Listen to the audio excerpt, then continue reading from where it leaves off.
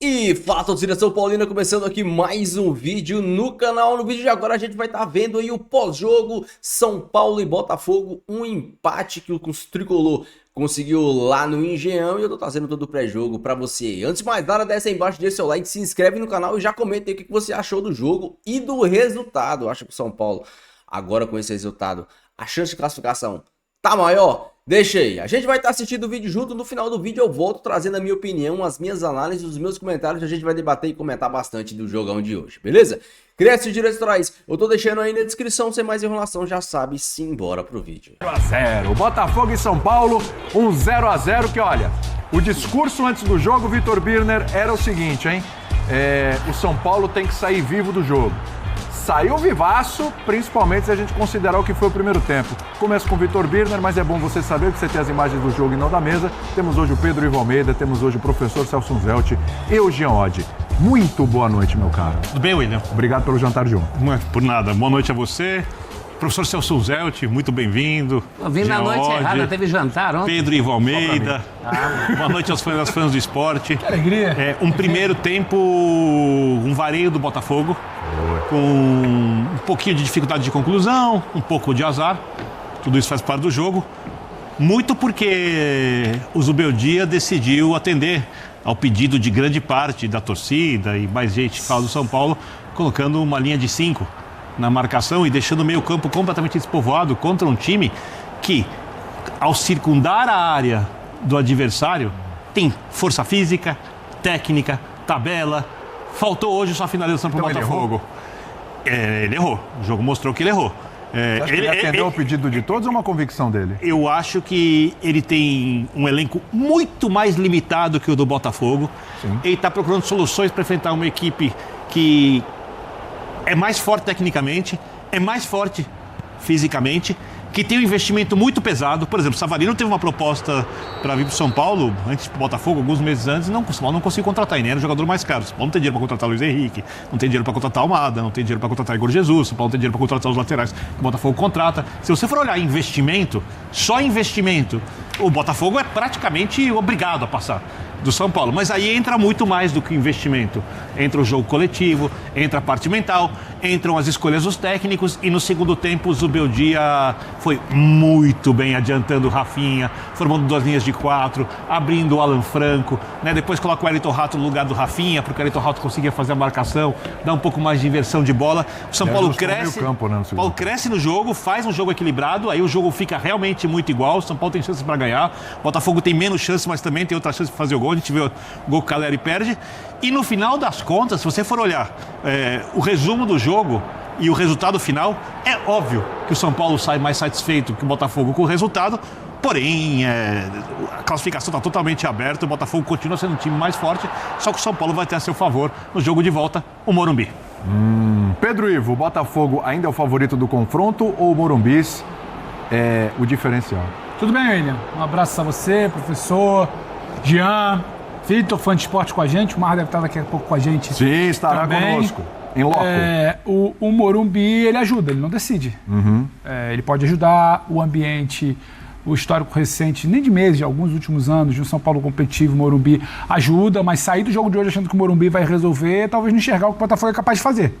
O time do Botafogo é muito bom. E quando você falou em amasso no primeiro tempo, atropelo, não sei. Sim, atropelo. O Botafogo, quando pegou um adversário fragilizado com a qualidade dos jogadores que tem, foi um vareio. Foi um amasso, foi um atropelo. Então, se achar que basta entrar em campo porque tem o Morumbi e não se acertar, não entender o que aconteceu no primeiro tempo, o que aconteceu no segundo tempo, posicionamento, concordo com o Vitor, quando saiu da linha de 5, foi para a linha de 4, o Alan Franco faz por ali com o Rafinha, como o Birner já disse, aí você pode, se você entender o que é o jogo, aí você pode usar o Morumbi a seu favor. Se você não entender e achar que é só o Morumbi, você vai ver um time do Botafogo de novo querendo jogar. Porque o São Paulo, ele começa o jogo hoje tentando controlar, segurar, tirar a velocidade, não consegue. Eu não acho que o Botafogo, por exemplo, vai fazer isso aqui em São Paulo.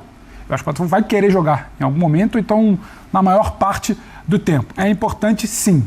O São Paulo comemora muito pelo que não tomou de gol do primeiro tempo e porque tem o Morumbi na volta, sua torcida.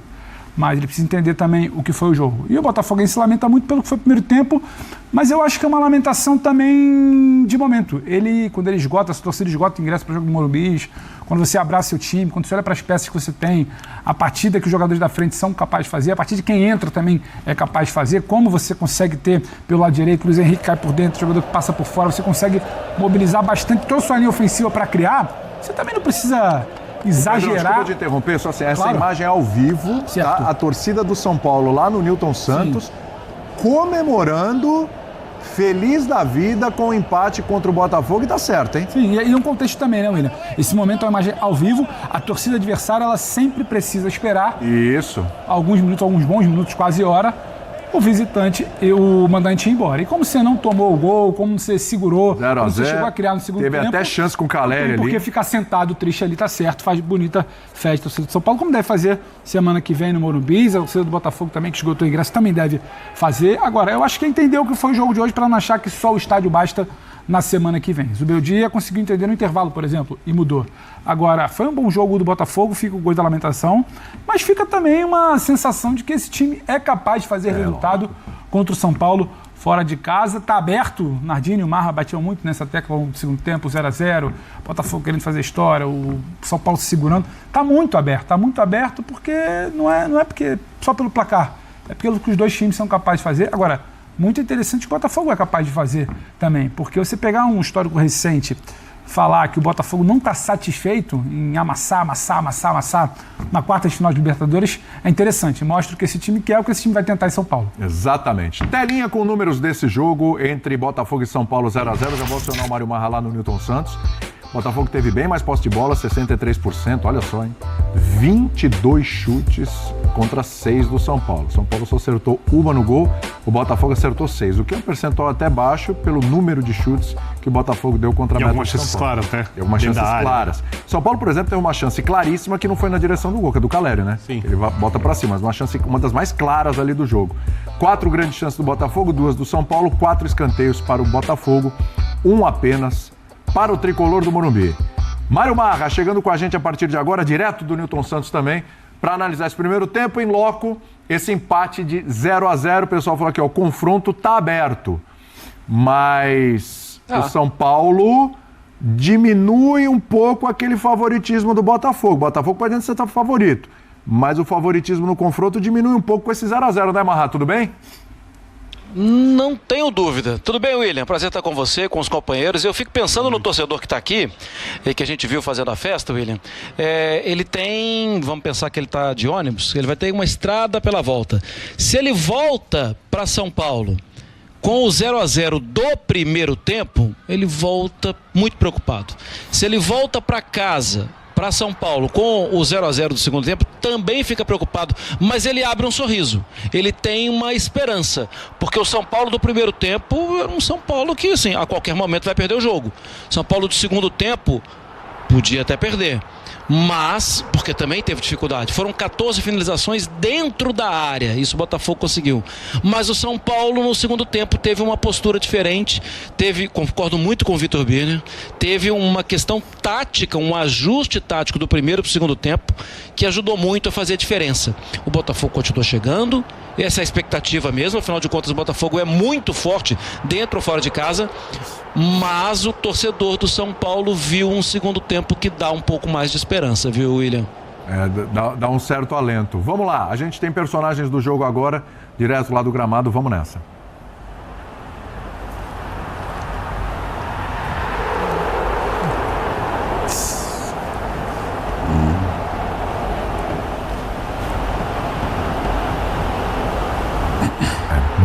Daqui a pouco a gente volta com os personagens, a gente recupera aqui para o nosso fã de esporte já, tá bom? Jogadores do Botafogo, também do São Paulo aí, os dois lados aí desse empate no Newton Santos. Curioso, né, Jean, isso que falou o Mário Marra. Aliás, Marrinha, quando quiser acionar aí, fica à vontade, tá entrando na discussão, fica tranquilo.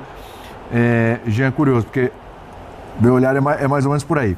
Se você olha o primeiro tempo, eu acho que o torcedor do São Paulo ia falar, nossa, que alívio, graças a Deus acabou, maravilha, 0-0, vamos para casa com isso aqui, vamos mudar para semana que vem. O torcedor que olha o 0-0 do segundo tempo, ele olha falando assim, foi muito bom. poderia ter feito aquele 1-0 ali com o Calera e ficava ainda melhor, né? Mudou muito de um tempo para o outro, embora o domínio total foi do Botafogo, né, Jean? Tudo bem? Boa noite, William. Boa noite, companheiros. Pois é, eu acho que, assim, primeiro, olhando para os dois tempos, o que tem de positivo para o São Paulo no segundo tempo é justamente olhar para o jogo, para o confronto e dizer, opa, existe uma maneira de jogar com o Botafogo e não ser pressionado da maneira que o São Paulo foi pressionado na primeira etapa. Porque assim, o que aconteceu no primeiro tempo, eu acho que por mais que a gente, e eu pelo menos sempre vi o Botafogo como favorito nesse confronto, pelo que a gente tem visto na temporada toda, né? Acho que não tem muita comparação no nível de jogo que o Botafogo mostra e o nível de jogo que o São Paulo mostra. Então era normal que se apontasse o Botafogo como favorito. Mas o que a gente viu no primeiro tempo, para mim, foi uma surpresa. Eu não esperava tamanha superioridade, não esperava tantas chances criadas, tantas chances desperdiçadas, 2 bolas na trave, enfim. Foi um Botafogo que poderia, olha a loucura da frase, mas poderia ter resolvido a classificação no primeiro tempo do confronto. E isso não aconteceu. E acho que quando muitas vezes a gente fala, um time não pode apostar tudo no mata-mata, porque o mata-mata, ele é muito imprevisível. Tem dia que não é dia, que as coisas não vão dar certo, tem dia que a arbitragem vai te complicar, tem dia que o azar vai te complicar. Eu acho que assim, o primeiro tempo desse jogo é um exemplo disso. Porque assim, o que mais você vai exigir do Botafogo? O que mais você vai querer que o Botafogo faça, além do que ele fez no primeiro tempo? Colocar a bola pra dentro, colocou 2 na trave.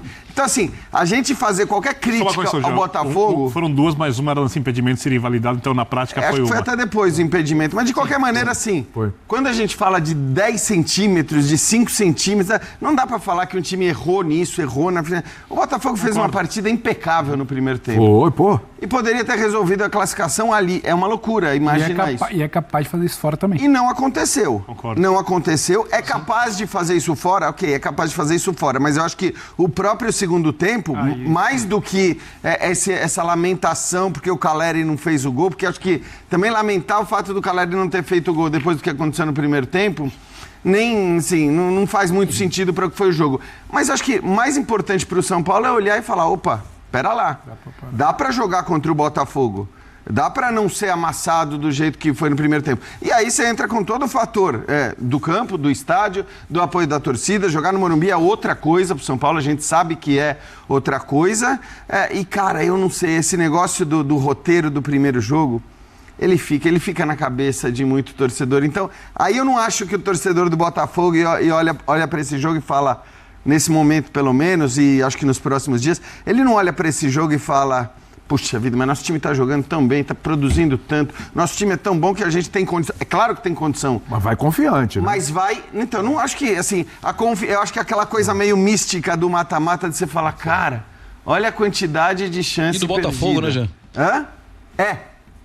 Ainda mais Mística do mata-mata e do Botafogo. Exato. E do tamanho do São Paulo na Libertadores. Então eu acho que isso tudo talvez pese, isso tudo talvez também seja de alguma maneira levado. É um confronto absolutamente aberto, porque o Botafogo é o melhor time do Brasil hoje, é o time que joga o melhor futebol e não é de hoje. Então você sabe que eu não gosto de falar isso por 2 semanas ou 3, mas há um bom tempo que o Botafogo é o melhor time. Então é claro que o Botafogo tem toda a possibilidade e tudo mais, mas o roteiro... E o que aconteceu no jogo de hoje, acho que aumenta a esperança do São Paulino muito também por uma coisa que foge um pouco da lógica de qual time é melhor, quem tem melhores jogadores, etc. Prof, antes de você, agora sim, os atletas em campo. Vamos lá? Vamos nessa, vamos ouvi-los. São 2 jogos. Hoje a gente conseguiu nos manter ainda vivos e capacitados para o jogo de volta, que é o mais importante. Agora, nesse período, a gente vai trabalhar para organizar ainda mais a nossa equipe, para que a gente possa fazer um grande jogo junto com a nossa torcida e conquistar o resultado positivo e a classificação. Você jogou o tempo todo torcendo para não ter cartão amarelo, você era o único pendurado do time. Teve uma hora que você botou a mão na cabeça, você achou que ele ia te dar o amarelo? Cara, na minha posição, eu preciso ir para os duelos, preciso ir para o... Queira ou não queira ter um contato, eu tento evitar ao máximo de fazer alguma falta desleal para tomar um cartão. Deu tudo certo, a gente conseguiu, entre aspas, um jogo duro, um jogo com muita batalha, com muito duelo. A gente conseguiu segurar no meio e agora, como eu falei, trabalhar. Já temos uma batalha domingo e na próxima semana o jogo decisivo que, se Deus quiser, a gente vai estar pronto para conquistar o objetivo. Muito bem, daqui a pouco tem o Zubeldia, vamos ouvi-lo, mas antes... Já comenta aí o que você achou do jogão de hoje. E, sinceramente, cara, às vezes algumas decisões do Zubeldia me irritam um pouco. O jogo que o São Paulo fez hoje no primeiro tempo, assim, eu discordo quando dizem que, pô, o Botafogo criou chances claríssimas. O Botafogo não criou tantas chances claríssimas. Chutou muita bola de fora da área. Eu acho que teve uma bola do Igor Jesus lá que ele saiu cara a cara com o Rafael. Teve outra bola lá que o cara colocou na trave, uma bola por cima. Mas o Botafogo chutou muito de fora da área. Tentou bombardear o São Paulo. Chances claríssimas, como a do Caleri, eu não vi assim. Mas eu não entendo por que o Zubeldia tentou mudar. Porque o São Paulo é um time encaixado e prova disso quando o Zubeldia jogou, mudou o esquema, colocou o Lucas por dentro, o William de um lado e Rato do outro, foram os melhores momentos do São Paulo. Quando o Zubeldia mudou o esquema e trouxe o Lucas pro meio, a primeira bola dele, o Lucas saiu arrancando, driblou 2, 3, tinha um Wellington Rato para passar, quando ele foi passar, foi desarmado. Sabe, o Zubeldia às vezes faz umas mudanças que, sinceramente, eu não entendo. O São Paulo foi, assim, eu não vou falar amassado, mas o São Paulo teve muitas dificuldades com o sistema de 3 zagueiros porque o meio de campo não estava povoado. O Lucas não é um cara que marca. E ali no meio de campo você tinha que ter mais um cara que já tava só o Bobadilha e o Bobadilha e o Luiz Gustavo. Então, assim, não precisava você mudar o esquema. E aí, outra coisa que me irrita no jogo contra o Atlético Mineiro, o Zubeldia deixou o Luciano até os 40 minutos do segundo tempo. No jogo contra o Botafogo, o Zubeldia me tira o Lucas com 27 minutos do segundo tempo. Qual é a lógica disso, cara? O melhor momento do São Paulo no jogo, ele me tira o Lucas e me coloca o Luciano, que ficou tentando dar caneta, ficou tentando dar passinho de letra. Pô, isso me irrita demais, cara. Meu Deus do céu. O Michel Araújo, por sinal, entrou muito bem. O Rato também entrou muito bem. E o Caleri, eu sei que tem muita gente que vai aqui criticar o Caleri, mas, pô, o Caleri passou o primeiro tempo e até a metade do segundo tempo correndo à toa, só tomando pancada, correndo, a bola não chegava pra ele. A primeira bola que chega no cara, o cara tá completamente exausto, o cara tá morto de tanto correr e não receber bola, o cara tá morto de tanto tomar pancada, de tanto brincar com o zagueiro. O Caleri não recebe uma bola, cara, ele não recebe uma bola pra finalizar, é só pancada, é só chutão, é só bola na frente pro Caleri correr, como se o Caleri fosse o André Silva. Essas bolas na frente, o André Silva que tem que correr, não é o Caleri. O William Gomes, a válvula de escape era o William Gomes, mas como o sistema tava, pra mim, o sistema tava errado, com 3 zagueiros, que era simples. Cara, não tinha por que o Zubeldia inventar, era simples. Era manter a linha de 4, os 2 volantes, Lucas, William e o Rato e Caleri na frente. Era assim, cara. Foi assim que o São Paulo fez um jogaço contra o Botafogo no primeiro turno. A diferença é que tinha o Ferreirinha. Não tinha por que mudar, não tinha por que inventar. Não tinha. Aí quando ele mudou, o time melhorou. E quando o time tava no melhor momento, ele me tira o Lucas. Ah, o Lucas tava cansado. Será por quê? O sistema todo errado no primeiro tempo. São Paulo, o Botafogo bombardeando o São Paulo de fora da área. Nada de chances claríssimas, mas o Botafogo chutando bola. O São Paulo não conseguia sair. As poucas vezes que conseguia sair, o William Gomes estava isolado lá. Eu tentava fazer alguma coisa. O Lucas também aberto. Cara, o Lucas tem que jogar por dentro. O Lucas tem que jogar por dentro, como um meia, central. O Luciano entrou, fez alguma... Não fez nada, porque também não é a dele. Quase entregou um gol, tentando sair, tocando, dando um passinho bonitinho de lado. Ah, velho. Tem coisas que o Zubeldia é um bom técnico. Eu entendo ele tentar, mas não dá pra tentar num jogo desse. Se o Botafogo tá um pouquinho mais inspirado, mete 2-0 no primeiro tempo. Assim, eu não sei o que eu quero te falar. Por que o Zubeldia prefere mudar o esquema? Vou mudar o esquema, jogar com 3 zagueiros, tirar o Lucas de onde ele rende mais. Cara, era simples, era algo simples. Mantém o sistema que o São Paulo já tá jogando, que o São Paulo é seguro. O São Paulo é seguro jogando uma linha de 4, principalmente com o Rafinha e o Wellington Rato. O Rafinha e o Wellington Rato, o lado direito do São Paulo fica quase intransponível. Quase intransponível, porque o Rato volta, o Rato sabe marcar. É difícil você achar um jogador de frente que saiba marcar. A maioria dos jogadores só recompõe. Recompor e marcar são coisas diferentes. O Rato, ele sabe marcar. Então, o lado direito fica muito forte do São Paulo. Aí ele me pega, muda o sistema. Era simples, cara. Era 4, 2, 3, 1. Deixava o Lucas por dentro, pro Lucas pegar essa bola ali. Porque o Botafogo é um time que ataca com 4 e marca com 6.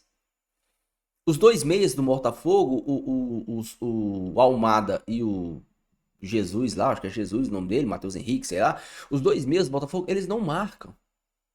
Eles não marcam. Só quem marca no Botafogo é a linha de 4 e os 2 volantes.